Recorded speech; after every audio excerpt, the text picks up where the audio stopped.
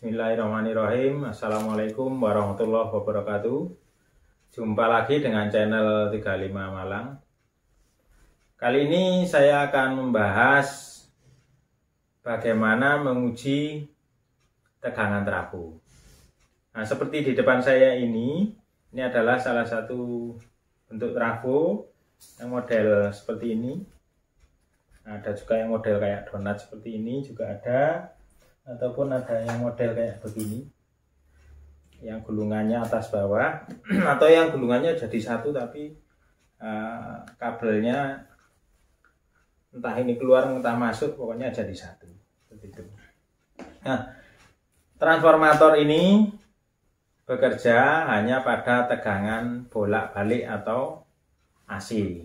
Nah, tegangan AC atau bolak-balik bisa diperoleh dari salah satunya dari sumber PLN. Nah, trafo-trafo ini adalah trafo yang berfrekuensi atau bergetar pada 50 atau 60 Hz. Jadi dia hanya bekerja pada frekuensi atau getaran listrik yang punya gelombang 50 atau 50 sampai 60 Hz.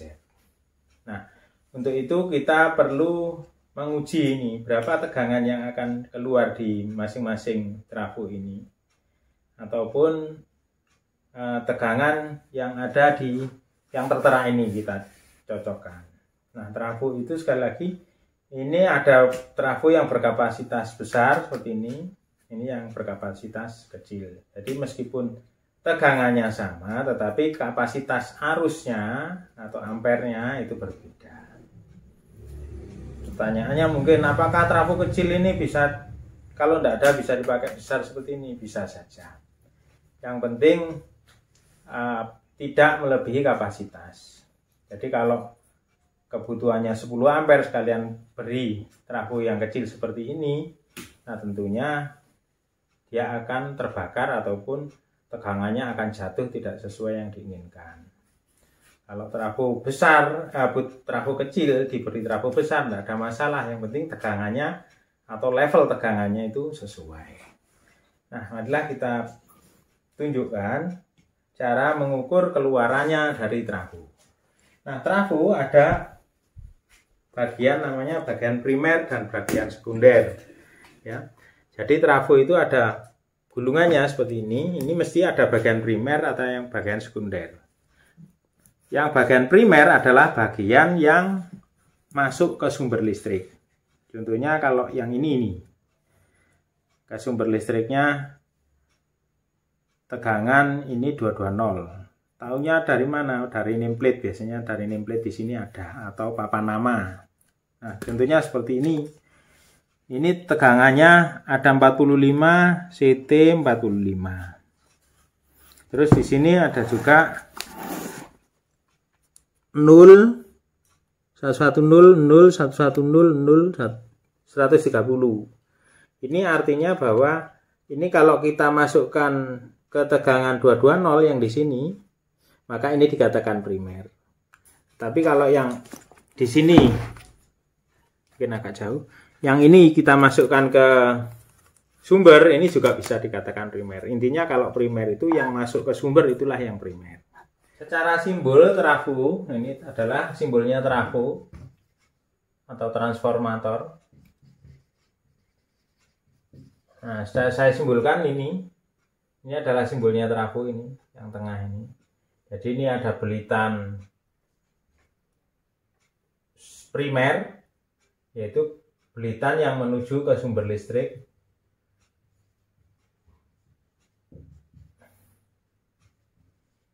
Yang masuk ke sumber listrik. Nah, sekunder adalah belitan yang menuju ke beban atau pemakai.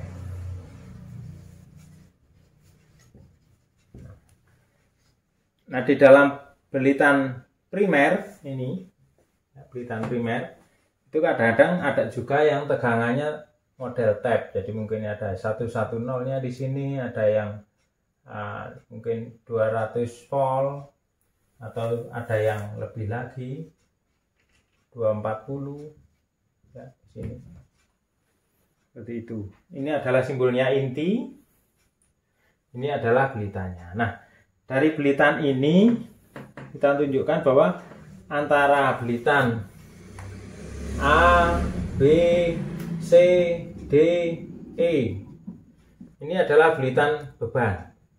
Nah, A, B, C ini terhubung langsung, terhubung secara mekanik ya ini. Karena ini kabelnya terhubung dengan sini, terhubung juga dengan C.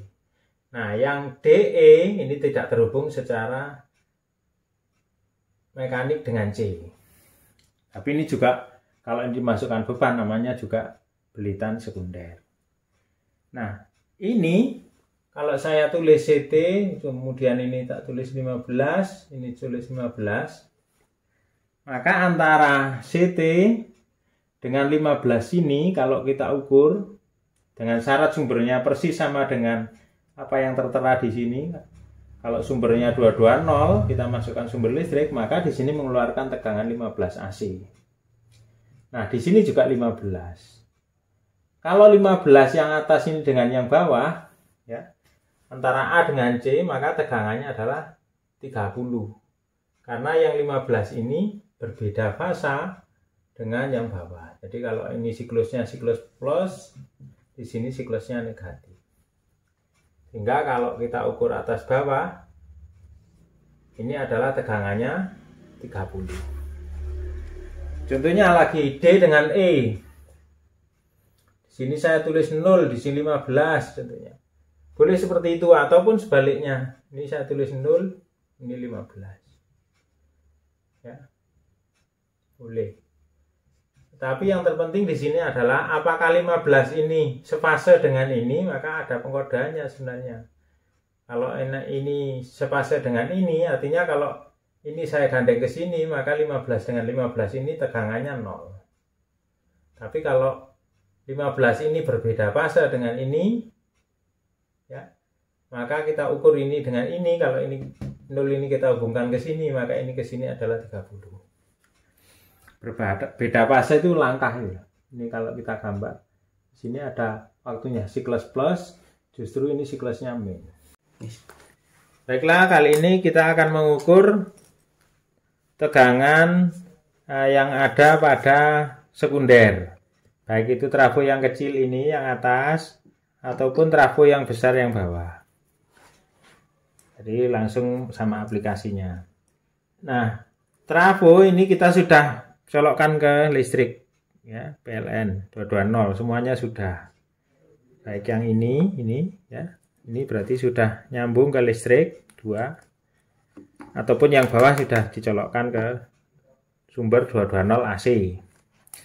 Nah, sebelum pengukuran jangan lupa kita mengukur sumber tegangan AC, maka saklar ini harus pada posisi AC.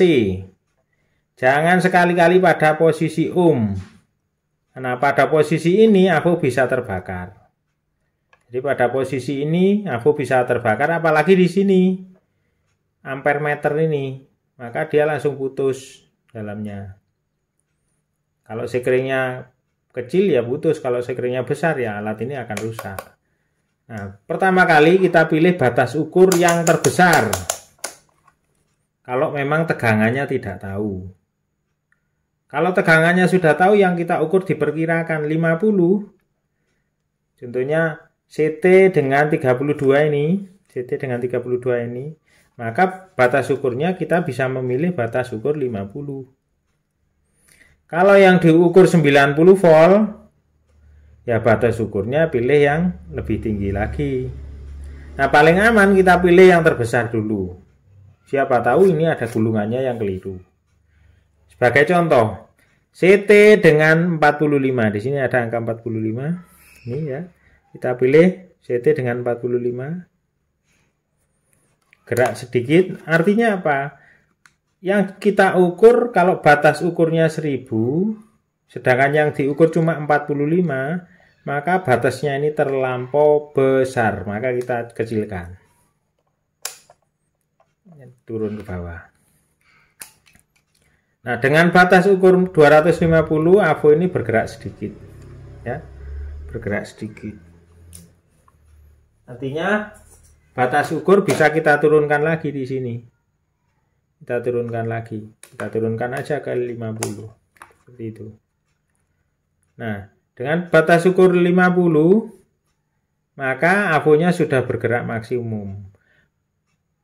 Hasil ukur yang baik pada AVO jarum pada posisi tegangan, batas ukur itu penting sekali untuk menentukan ketelitian ukur. Pada posisi mendekati maksimum inilah hasil ukur yang paling baik. Jadi pada posisi mendekati maksimum ini adalah posisi terbaik. Berarti kita memilihnya sudah optimal.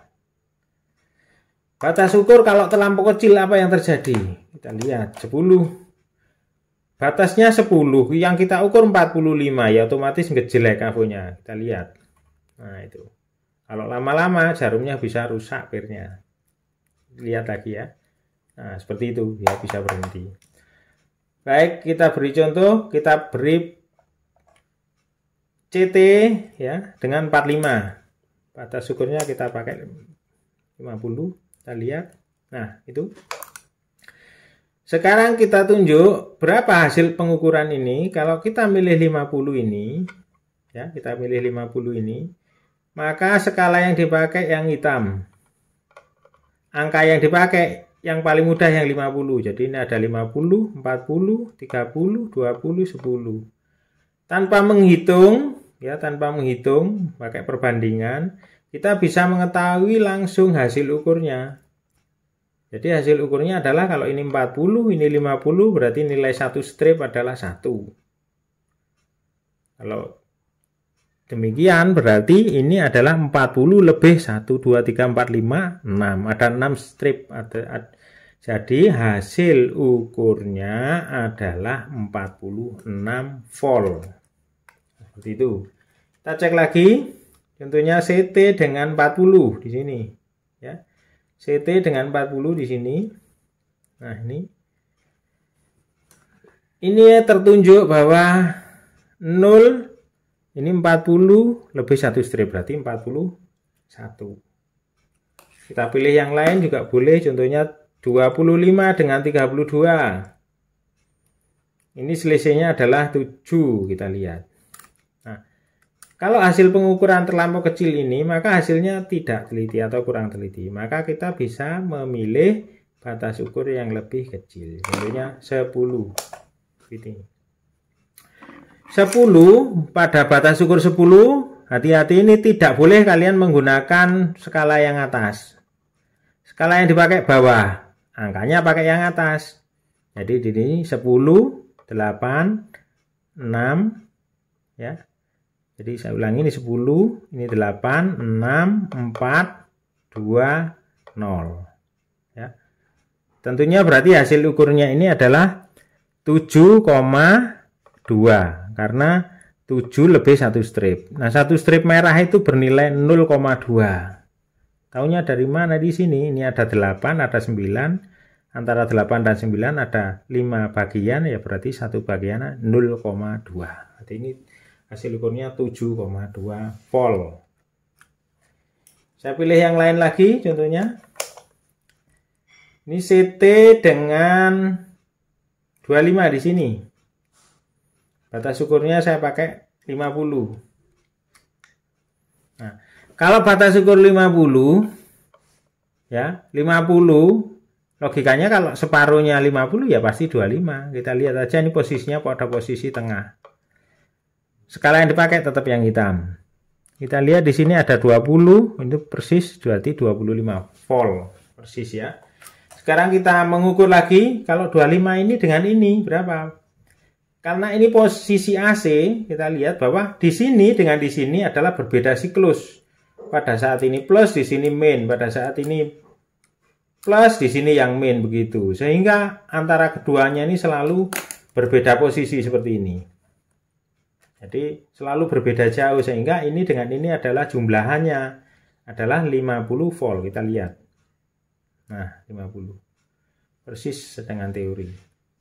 Jadi ini 25, ini 25, sedangkan ini ke sini adalah 50. Sama, ini kalau Anda kepingin tegangan 64 volt bagaimana? Ya ini dengan ini. Kalau butuh 57 ya berarti ini dengan ini. Ini hanya menyatakan ini adalah titik tengahnya. Kalau sebagai 0 ya boleh kalian pindah-pindah. Sekarang yang atas logikanya sama. Kalau ini CT, ini 12 ya. Di situ menghasilkan pada batas ukur 50 menghasilkan 13 volt. Sekarang sebelahnya ini CT, ini 12 menghasilkan 6 volt. Berarti ini enggak cocok. Berarti trafo ini bermasalah. Bermasalah atau gulungannya yang keliru dari pabrik. Ini CT, ini 32. Kita cek. Benar. 33 volt ya. Kalau dengan 25 kita cek. 26 volt ya. Dianggap itu 26 dekati. Nah, kalau 25 dengan 25 berapa? Cek. Nah, 50 juga. 50 lebih ya. Begitu seterusnya. Sehingga untuk pengukuran trafo atas dengan bawah ini prinsipnya sama saja. Begitu juga untuk trafo yang tidak pakai CT, Kalau nggak pakai CT ini 0 ya tulisannya 0, ini 25, 32 dan seterusnya seperti itu. Sama prinsipnya. Nah, bedanya kalau ada dua trafo ini kita cek, saya beri sampel sedikit. Apa yang membedakan dua trafo ini? Saat kita beri beban, itu baru kita tahu. Contohnya ada CT ada 25. Kita pasang lampu ini kekuatannya sama, dua buah lampu ini adalah 12 volt, yang ini 12 volt. Kalau kita seri ini, maka dua lampu ini sekarang dalam posisi seri, akhirnya dia mampu 24 volt. Sehingga kalau kita pasang ke 24 volt ini, lampunya akan normal. Ini, lampu ini akan nyala normal. Kita tes sekarang. Kita tes ya. Kita tes. Dia tetap menghasilkan 25, CT dengan 25 tetap 25. Sedangkan kita coba yang atas. Pada saat CT ini dengan 25 kita beri beban lampu. Kita lihat apa yang terjadi. Tegangan yang atas tinggal 20 volt. Berarti dia turun sampai 5 volt. Kita lihat sebelum ada beban 25 lebih bahkan. Begitu kita pasang lampu, dia turun jauh. Artinya bahwa trafo ini memang yang atas itu mungkin berkemampuan hanya mungkin 1 ampere bahkan kurang. Sehingga waktu dikasih beban, dia akhirnya drop atau turun tegangan. Kalau yang bawah dikasih beban tidak tahan karena dia mampu sampai 25 ampere, sedangkan yang ini tulisannya 3 ampere ya mungkin dia hanya 1 ampere, tidak sampai 3 ampere. Nah, untuk menggunakan AVO digital ini sama saja, lebih mudah bahkan. Anda tinggal pilih ya, kalau AVO meter digital ini kata pilih saja ini tegangan yang kayak ombak banyu, kita pilih sel di sini AC ya, AC, maka dia langsung menunjukkan tegangannya. Contohnya yang saya pilih 0,25 ya, dia langsung menunjukkan 25,4,3 ya. Kalau yang bawah kita cek sama ya, 24,76. Jadi artinya dengan menggunakan AVO analog jauh lebih cepat dan AVO digital jauh lebih cepat. Tetapi untuk kebutuhan praktis kadang-kadang orang lebih senang yang analog atau jarum. Ini 6,8 volt, 25 dengan 32. Coba ke 25 dengan 32 di sini 6,8 volt juga. Saya kira itu sedikit tentang cara pengukuran trafo. Apabila semua ini sudah menunjukkan spek yang sama dengan tertera, berarti trafo ini bagus atau tidak bermasalah. Teknik yang lain juga ada, nanti akan saya tunjukkan. Demikian tadi saya sudah menunjukkan bagaimana teknik pengukuran tegangan yang ada pada trafo di sebelah saya ini. Tetapi di sini untuk pengujian daya belum kita lakukan. Di sini hanya sekilas tadi saya contohkan bahwa ada beberapa menggunakan beban. Nah, teknik-teknik yang lain banyak sekali di transformator ini aplikasinya. Aplikasi baik untuk stapol, untuk tegangan tambahan pada tegangan listrik yang kurang atau yang lain akan saya tunjukkan nanti di episode yang lain. Semoga kali ini bermanfaat. Tetap bersemangat, tetap terus harus belajar. Saya akhiri. Assalamualaikum warahmatullahi wabarakatuh.